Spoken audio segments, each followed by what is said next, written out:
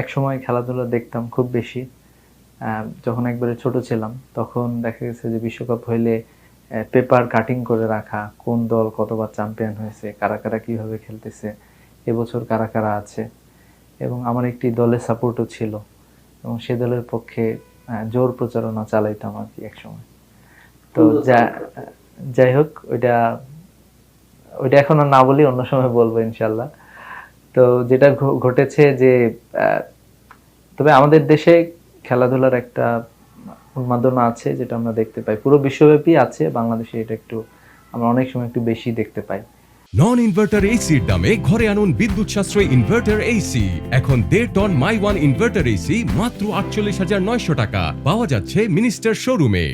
তো এক বছরে বিশ্বকাপের সিজনে আমার বাসা যেহেতু ঠাকুরগাঁয়ে, আমার বিশ্বকাপের সিজনে কক্সবাজার যাওয়ার সুযোগ হয়েছিল।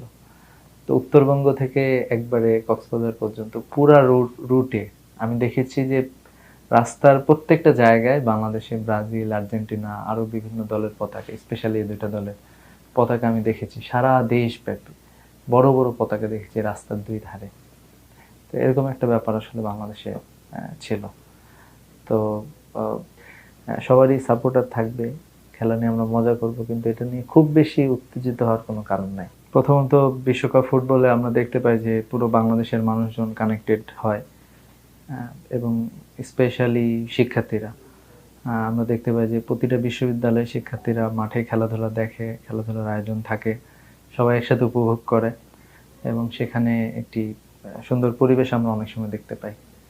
আবার অনেক সময় আমরা খেলাধুলা নিয়ে অনেক বাড়াবাড়িও দেখতে পারি।